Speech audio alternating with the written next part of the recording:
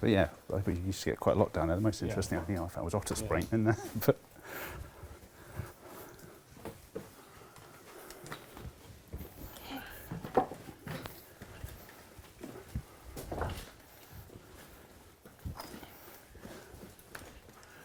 so, Maurice, tell me, when did you first get involved in caving? And why did you get involved in caving? Well, that goes back, I left school at 15 in 61, and just before going to college, my youngest brother-in-law, who was a stonemason, asked me to work with him at weekends to earn a few bob. At the same time, I was in the Senior Scouts, and one of our Senior Scout leaders so happened to be in the Gloucester Speleological Society, but I didn't know it at the time, and he took the Senior Scouts caving, but I couldn't go because I was working with Chris. So I had a bit of a moan at him, and he said, oh, don't worry, he said, I go caving, which I didn't know, and that's how I started my caving career, which is in the summer of 61, up on Cleve Hill, and then over in the stone mines over Stroud area. And then with the Senior Scouts and Chris, we started exploring all the underground quarries on the Cotswolds and down in the Forest of Dean. Okay. And then 67, during my apprenticeship, Simon Goodburn, who was in GSS, I started caving with him, and it was through him that I joined the caving club. Okay, so when was it you joined the caving club? Well, it was beginning of 68, because we were going to go down to Charterhouse down on Mendip, and you had to be insured. So I had to join the caving club to get the insurance, similar to what you've just done, join the caving club to how to come underground. But then my batting career started in 63. While Chris and I and his younger brother and some of the Senior Scouts, we were over the Stroud area, we bumped into Dr. Roger Ransom. We exchanged pleasantries, and he showed us some of the underground quarries, and he said he was doing back work, and that's where my interest in cave chiroptera came about. And it's been like that ever since. So 61 caving, 63 batting work. So I joined the back group in 1989. So yeah, interesting career. Today we're in the Cotswolds in an old stone quarry, and we're doing a count of hibernating bats.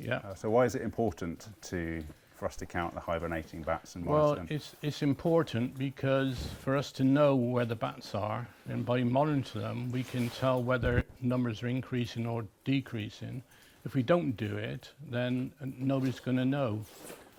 And if we go back to pre-war, when the owner of this quarry took his son underground, there was an area where they used to find loads of bats in a chamber. What species they were, we don't know, possibly lesser horseshoes. But now what we tend to find underground, they're dispersed. So what I've been doing since probably about 70, I first started coming up here with the club. We've monitored the area underground. So there's about 6 zones that we monitor. So each year we can compare with previous years where the bats are. So that's quite a good way of doing it. Rather than just take a total count, we can monitor and just assess what's happening. Yeah, just take it steady down here, Mike. It is a bit slippery.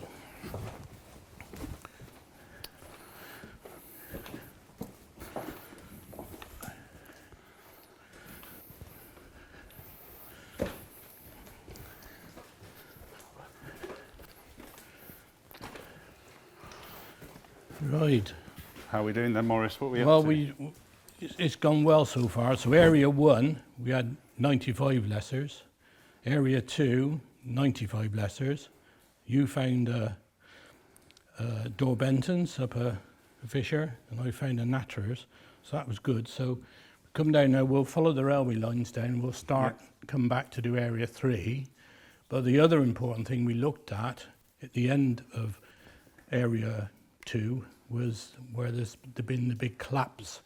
And it's now the new crown hole collapse is even bigger, and you can see daylight, so we'll need to report that back to Tom.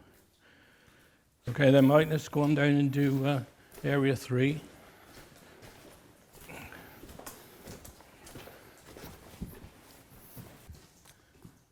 Now we're underground, we're okay. We've got nice caving lights to give us plenty of illumination, but years ago the old quarrymen, they had some rather crude lighting.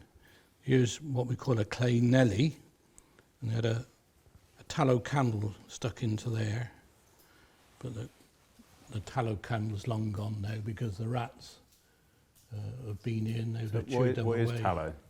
Tallow, it's almost like animal fat, really. Okay. Yeah. Whereas today it's more of a wax. But then the other form of lighting was these little oil lamps. So this one's still got its handle on, and the top is brass, but the bottom is iron. And this one is a bit unusual actually because it's still got the wick in cool. it. So that is quite good. So we put all these up here so they don't disappear, because people sort of tend to walk by without seeing what there is. We also found this wedge.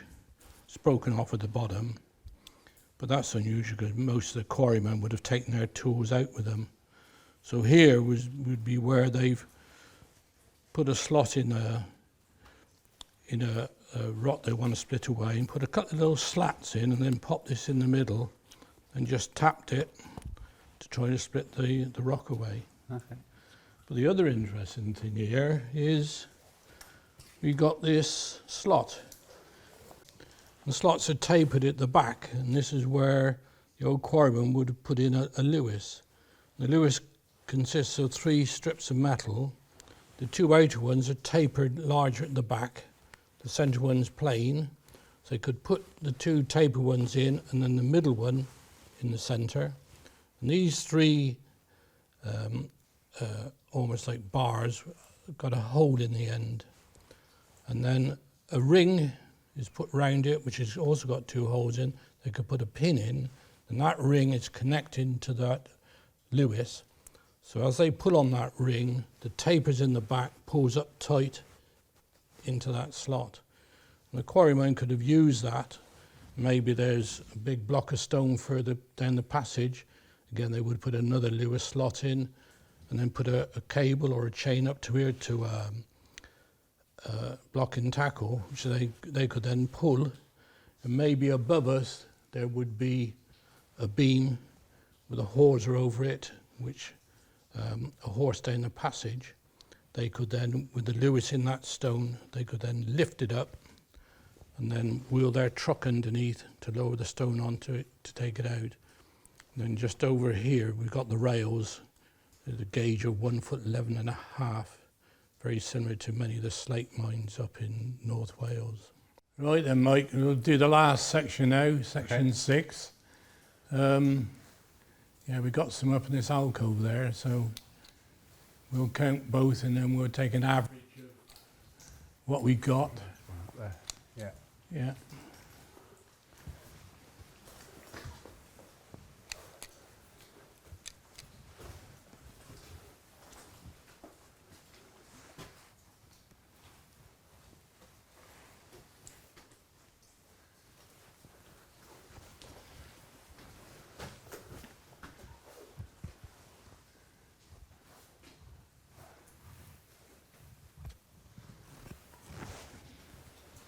I'll just checking this alcove on the right here.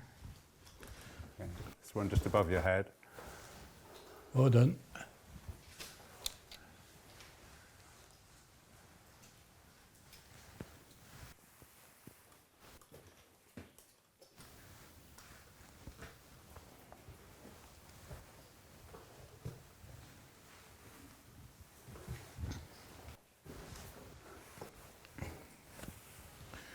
Mike's got his endoscope with him, so he's checking for any myotis spats hidden up in the cracks.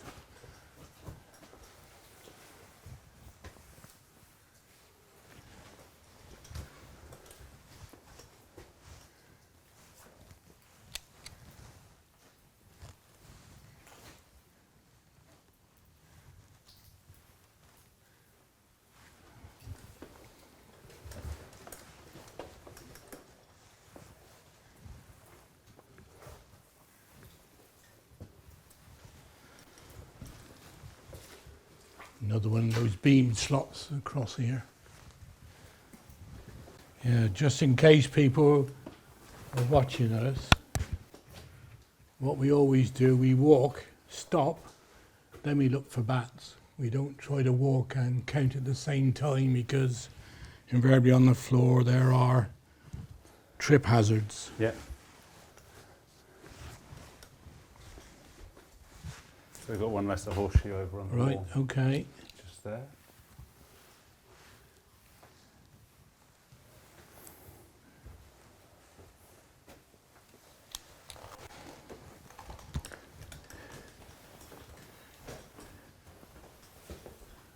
One on the wall there.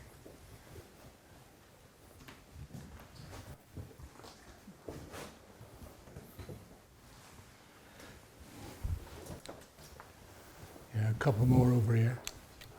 Yeah, okay.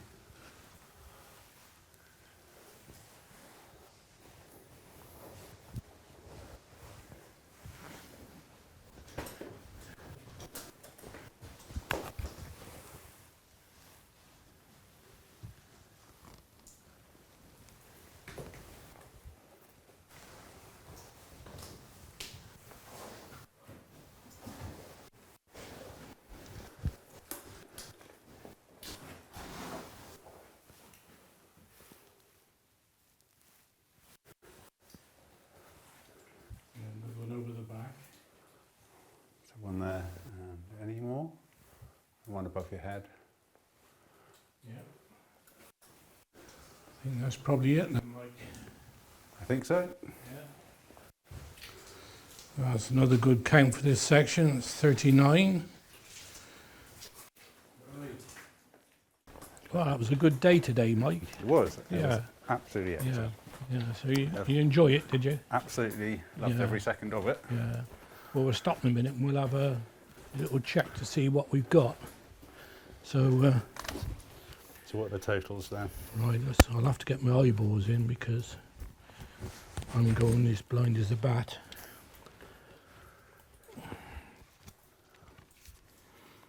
Oh, that's very interesting. We've got 335 lesser horseshoes, 2 greater horseshoes, 1 door Benson's, 5 natterers, 1 myotis, and we call it a myotis because we can't readily identify it, and 2 whiskered Alcathoe brants.